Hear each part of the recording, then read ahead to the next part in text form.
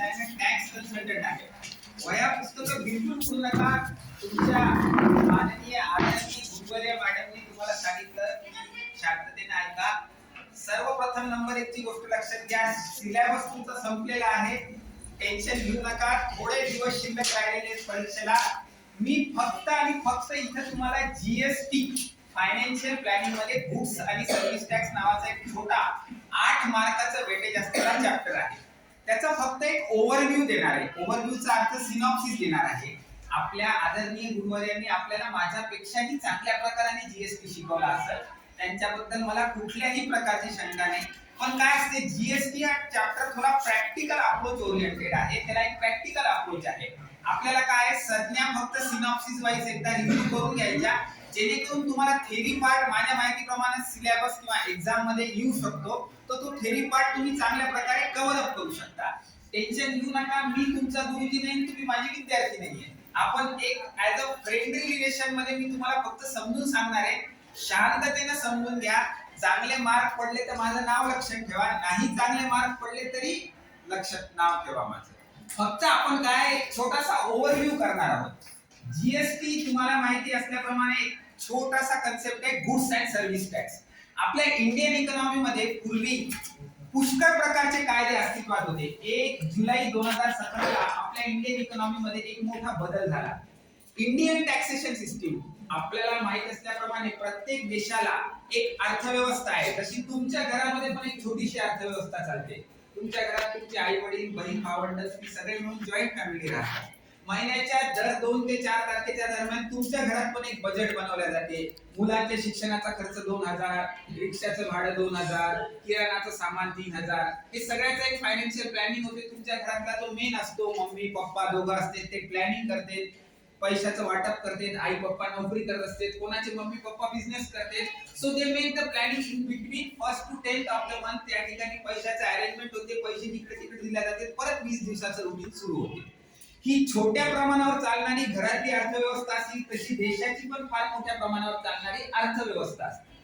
आपण रस्त्याने चालतो, मोठे मोठे डॅम पाहतो, पॉवर पाहतो, इलेक्ट्रिसिटी पाहतो. हे सगळं काही हवेतून निर्माण नाही होत. These are the mega turnkey projects जे आपल्या देशामध्ये राबवले जाते. मग देश काय कोणाला चोरी मारामाऱ्या करून पैसे आणतो का? नाही.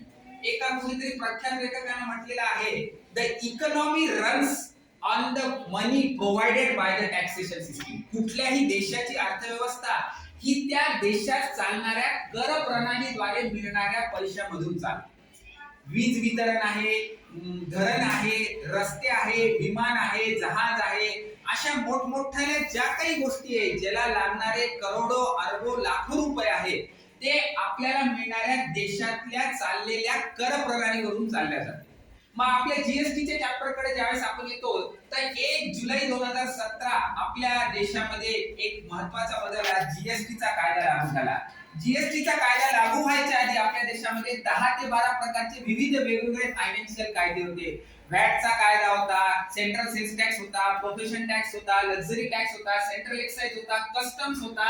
असे बरेच कायदे होते. विद्यार्थी मित्रांनो, त्या सगळ्या कायद्यांना मर्ज केलं, एका ठिकाणी आणलं गेलं, त्याला जीएसटी मध्ये आणलं. म्हणजे 10 ते 12 वेगवेगळे कायदे तुमच्या पुस्तकामध्ये दिलेले, ते सगळे कायदे एकत्र करून त्या ठिकाणी आणला गेला जीएसटीचा कायदा. आता आपल्या इंडियन इकॉनॉमिकल सिस्टीम मध्ये 2 महत्त्वाचे कायदे रन होते. एक इन्कम टॅक्स ऍक्ट होतो आणि एक जीएसटी होतो. हे 2 कायदे आपल्या देशाला सगळ्यात जास्त अर्थव्यवस्थेद्वारे पैसा मिळवून देतात. आपल्या इंडियन इकॉनॉमीला पैसा मिळतो. इन्कम टॅक्सचा सध्या तुम्हाला संबंध नाही, आपण फक्त बघणार आहोत जीएसटी. मग जीएसटीचा जो कायदा आहे विद्यार्थी मित्रांनो, तो आपल्या देशामध्ये लागू होतो. जे लोक व्यवसाय करते, ज्या लोकांचा व्यवसाय आहे किंवा जे लोक सर्व्हिसेस देतात, इथे चालू होते आपल्या बेसिक कन्सेप्ट धड्याच्या. त्याच्या बेसिक कन्सेप्ट आपण फक्त एका लाईनने बघून घेऊया की जीएसटीचा कायदा लागू होतो अशा लोकांना ज्यांच्या व्यवसायाची वार्षिक उलाढाल 40 लाख रुपयांच्या वर आहे. म्हणजे जे लोक खरेदी विक्री व्यवसाय दुकानदार आहेत, असे जे लोक वर्षभरामध्ये 40 लाखाच्या वर उलाढाल करते, त्यांना जीएसटीचा कायदा लागू होतो. आणि जे लोक 20 लाखाच्या वरती सेवा पुरवतात, आमच्यासारखे टॅक्स कन्सल्टंट, आयसीडब्ल्यूए, सीए, सीएमए, हे जे लोक आहेत, जे लोक अशा प्रकारची सेवा करतात, त्यांना 20 लाखाच्या वर ज्यांची वार्षिक उलाढाल होते, त्यांना जीएसटीचा कायदा लागू होतो. जीएसटी मध्ये तुम्हाला पुस्तकामध्ये बेसिक कन्सेप्ट दिल्या आहेत मित्रांनो. GST I number, tax invoice, input tax credit, output tax credit, composition scheme, annual return, या सगळ्या गोष्टी तुम्हाला जीएसटी मध्ये दिल्या गेलेल्या आहेत. सगळ्यात प्रथम चालू होतो जीएसटी मध्ये इम्पॉर्टंट आस्पेक्ट आहे जीएसटी कोणाला लागू होते ते आल्यानंतर जीएसटी मध्ये तुम्हाला पहिल्यांदा एक युनिक नंबर दिला जातो, रजिस्ट्रेशन करावं लागते. कोणालाही उठून जीएसटी चा कायदा लागू होत नाही, जीएसटी कोणी उठून घेऊ शकत नाही. जसं तुम्ही शिशुविकास शाळेचे विद्यार्थी आहात, आता तुम्ही हरवणार तर नाही, पण समजा कुठे हरवले एखाद दिवशी तर तुमचा युनिफॉर्म असतो, तुमचा बॅज असतो, ज्याच्यावरून तुम्हाला ओळखले जाते की हा this is the student of Shishuvikas primary school. तसं जीएसटी चा कायदा ज्याला लागू होतो त्याला युनिक जीएसटीआय नंबर घ्यावा लागतो. Goods and service tax identification number म्हणतो आपण. जीएसटीआय नंबरचा लॉंग फॉर्म काय विद्यार्थी मित्रांनो? Goods and service tax identification number. तर ज्या व्यापाराला युनिक जीएसटीआय नंबर लागू होतो त्याला जीएसटीआय नंबर अलॉट होतो. तो चालू होतो विद्यार्थी मित्रांनो 27 पासून आणि एका पॅन नंबरला जोडला जातो आणि त्याच्या सोबत लावले जाते 3 वेगवेगळे अक्षर जे आपल्या इंडियन जीएसटी सर्व्हरवर प्रोबॅबिलिटी द्वारे जनरेट केले जाते. शेवटची 3 अक्षर असा मिळून हा युनिक जीएसटीआय नंबर तयार होतो विद्यार्थी.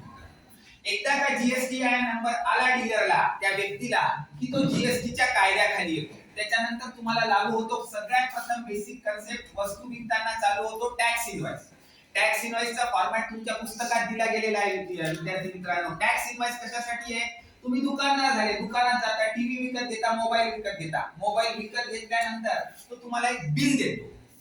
बिलावर तुमचं नाव असते, पत्ता असते, कुठल्या प्रकारचा मोबाईल दिला ते दिलेलं असते. त्याचबरोबर मोबाईल जर 12,000चा असेल तर त्याच्यावर तुम्हाला जीएसटी लागतो 9% 18%चा. 2 पार्ट मध्ये जीएसटी डिवाइड होतो. असं सगळं मिळून तो 14,000 रुपयाचा टोटल मोबाईलचं बिल होते. ते इनव्हॉइस तुमच्या हातात दिला जाते. इनव्हॉइस म्हणजे जीएसटीचा टॅक्स इनव्हॉइस. कॉन्स्टिट्यूट होते की त्यांनी तुम्हाला वस्तू विकली, इनव्हॉइस तुम्हाला दिला. इनव्हॉइस प्रेझेंट करतो विद्यार्थी मित्रांनो, कोणाला वस्तू विकली, किती कर लावला, कुठल्या नंबरवर, कोणत्या युनिक कोड मध्ये तो टॅक्स कलेक्ट झाला, त्याचा वॉरंटी पिरियड किती, या सगळ्या गोष्टी टॅक्स इनव्हॉइस मध्ये कॉन्स्टिट्यूट होते. टॅक्स इनव्हॉइस म्हणजे काय विद्यार्थी मित्रांनो? इन शॉर्ट, तुम्ही जी वस्तू विकता जीएसटीच्या कायद्यामध्ये त्या वस्तूची डिटेल माहिती त्या टॅक्स इनव्हॉइस मध्ये दिलेल्या गेलेली असते. जीएसटीचा टॅक्स इनव्हॉइस आल्यानंतर तुमच्या दुसऱ्या बेसिक कन्सेप्ट चालू होते विद्यार्थी मित्रांनो. टॅक्स कलेक्ट केल्यानंतर input tax credit, output tax credit. Input tax, output tax पुस्तकात वाचला असेल विद्यार्थी मित्रांनो तुम्ही. जेव्हा तुम्ही वस्तू विकत घेता, 12,000चा मोबाईल विकत घेतला, त्याच्यावर तुम्ही 2,000 रुपये टॅक्स दिला. तर ज्या डीलर कडून तुम्ही मोबाईल विकत घेतला विद्यार्थी मित्रांनो, त्याला 2,000 रुपयाचा जो टॅक्स मिळाला तो त्याचं काय आहे? इनपुट टॅक्स क्रेडिट आहे. इनपुट म्हणजे वस्तू विकल्यानंतर त्याला मिळालेला, सॉरी विद्यार्थी, 2,000 रुपयाचा जो टॅक्स तुम्ही कलेक्ट केला दिला विद्यार्थी मित्रांनो, तो त्या दुकानदाराचा आउटपुट टॅक्स क्रेडिट आहे. आउटपुट टॅक्स क्रेडिट म्हणजे मोबाईल तुम्हाला विकल्यानंतर त्यांनी तुमच्याकडून 2,000 रुपये गोळा केलेले. पण तोच दुकानदार जेव्हा तो 12,000चा मोबाईल त्याच्या कुठल्या डीलर कडून 10,000 रुपयाला विकत घेतो आणि त्याच्यावर जेव्हा 1,000 रुपये जीएसटी देतो, ते असते तुमचं इनपुट टॅक्स क्रेडिट. म्हणजे विद्यार्थी मित्रांनो, जीएसटी मध्ये थोडक्यात तुम्हाला समजलं असेल, एखादी वस्तू विकत घेताना, समजा 1,000च्या वस्तू विकत घेताना तुम्ही जर 50 रुपयाचा जीएसटी दिला विकत घेताना, खरेदी करताना, तर त्याला म्हटलं जाते इनपुट टॅक्स क्रेडिट. आणि तीच वस्तू जर तुम्ही 2,000 रुपयाला विकली विद्यार्थी मित्रांनो आणि त्याच्यावर जर 100 रुपये जीएसटी लागला तर त्याला म्हटलं जाते आउटपुट टॅक्स क्रेडिट. म्हणजे 100 रुपयाच्या जीएसटी मधून भरलेला 50 रुपयाचा जीएसटी वजा करायचा विद्यार्थी मित्रांनो. उरलेला 50 रुपयाचा जो जीएसटी आहे तो तुम्हाला सरकारला भरावा लागतो.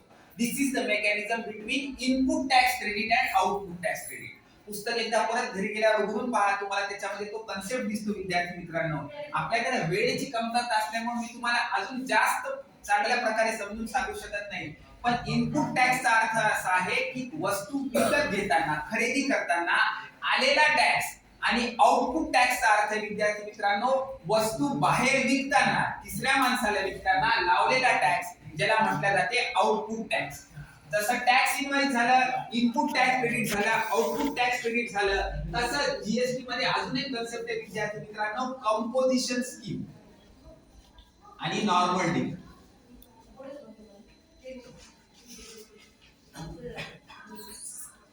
कंपोजिशन स्कीम आणि नॉर्मल डील विद्यार्थी मित्रांनो काय? मी तुम्हाला मगाशी म्हटल्याप्रमाणे की ज्या लोकांना जीएसटीचा कायदा लागू झाला, जीएसटीचा कायदा अप्लिकेबल झाला, त्याच्यानंतर आपल्या याच्यामध्ये दोन प्रकारचे डीलर आहेत, नॉर्मल डीलर आणि कंपोजिशन डीलर. पुस्तकामध्ये शेवटच्या पानावर कंपोजिशन डीलरचं महत्व आहे. कंपोजिशन डीलर, नॉर्मल डीलर म्हणजे काय, इथं 500 रुपयाचा त्याला इनपुटचा टॅक्स, 50 रुपयाचा इनपुट टॅक्स मिळाला आणि 100 रुपयाचा आउटपुट टॅक्स लावला. म्हणजे खरेदीवर 50 रुपये भरले आणि विक्रीवर 100 रुपये लावले विद्यार्थी मित्रांनो. म्हणजे डिफरन्स अमाउंट तो 50 रुपये भरतो. That is called as a normal dealer.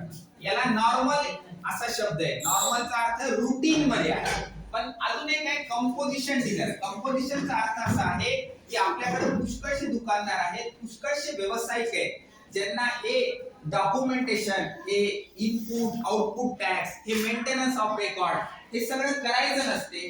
Directly lump sum किंवा नॉर्मल प्रकारात टॅक्स भरायला लागतो. त्यांना एक स्पेशल रेट आहे कंपोजिशन मध्ये, तो 4% असतो, 2% असतो, तुम्हाला पुस्तकात दिलेला आहे.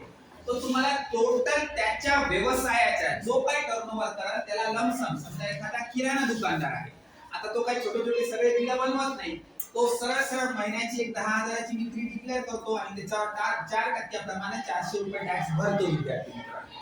ना त्याला इनपुट टॅक्स क्रेडिटचं बेनिफिट मिळते ना आउटपुट टॅक्स क्रेडिटचं मिळते. म्हणून याला काय म्हटलं जाते, कंपोजिशन डीलर. कंपोजिशन डीलरला टॅक्स इनवॉइस बनवायचं परवानगी नाहीये. Instead of that he prepares a bill of invoice. Bill of invoice काहीतरी तुमचं एक नाव आहे त्याच्यामध्ये, ते त्याला बिल तो इश्यू करतो विद्यार्थी मित्रांनो.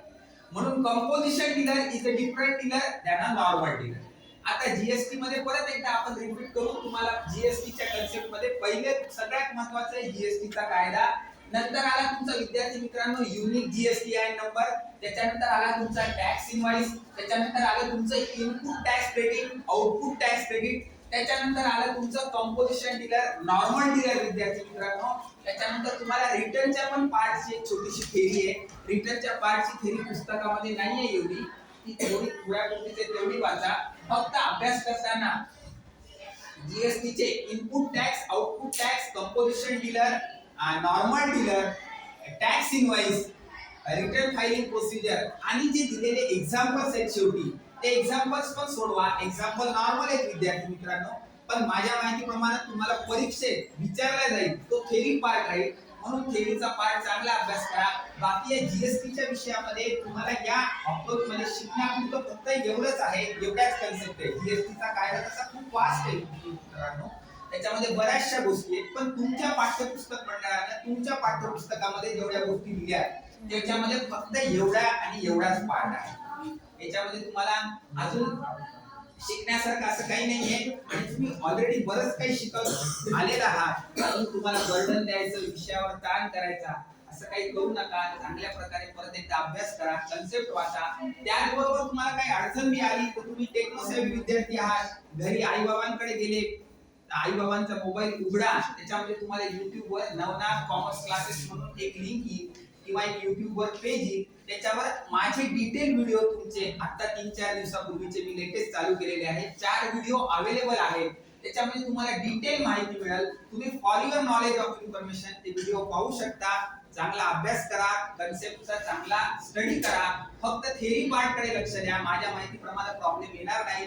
पेपर चांगला सोडवा, टेन्शन घेऊ नका. 10वी चांगल्या मार्काने पास करा आणि 11वीला गेला तर कॉमर्स विषयाकडे जायची तयारी ठेवा. सायन्स आणि आर्ट्स पण आहे तुम्हाला. जीएसटी चा चॅप्टर मध्ये सांगण्यापुरतं एवढंच आहे. बाकी याच्या व्यतिरिक्त तुम्हाला जीएसटी मध्ये सांगायला माझ्याकडे काही नाहीये. म्हणून चांगला अभ्यास करा. शेअर कॅपिटलचा अजून एक चॅप्टर आहे माझ्या माहितीप्रमाणे तुम्हाला, सेकंड नंबरचा शेअर कॅपिटल म्हणून एक छोटासा फायनान्शियल प्लॅनिंग मध्ये चॅप्टर आहे. तर त्या चॅप्टरवर जर मॅडमनी आम्हाला परमिशन दिली तर आम्ही उद्या एक 30 मिनिटाचं लेक्चर घेऊ.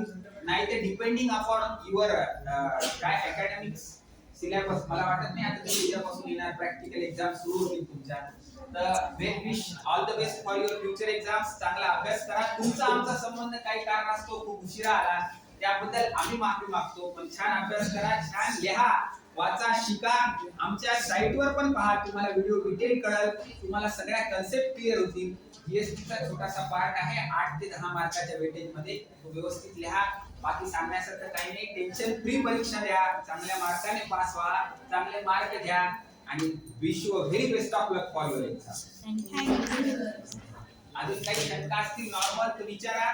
तुमच्या शंका समाधान करायचा प्रयत्न करू, पण मला वाटत नाही आता मूड तुमचा तेवढा शंका विचारण्याचा राहिला आहे. बिकॉज तुमची गाडी आता डायरेक्ट लास्ट स्टेजला गेलेली आहे. नाव waiting for the destination to in the part. मला वाटतं 3 मार्चला एक्झाम सुरू होते तुमची. 2 मार्चला एक्झाम फायनान्शियल गणिताचा पेपर मला वाटते 20 का 22 मार्चला आहे. 15 मार्च. चांगल्या प्रकारे अभ्यास करा, व्यवस्थित करा. अजून काही आम्ही तुम्हाला मदत करू शकलो तर आम्हाला कॉल करा. आमचा कॉल नंबर आहे खाली. आमचं हे तुमचं तिसरं लेक्चर आहे शाळेचं. तुम्हाला जसं त्याच्यावर YouTubeवर मदत होईल. आणि जर भेटलो बोला, काय म्हणता, अगदी निवांत बोला.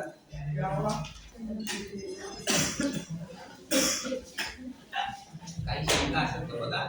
आणि again best of luck for your exam. Class इथे संपला.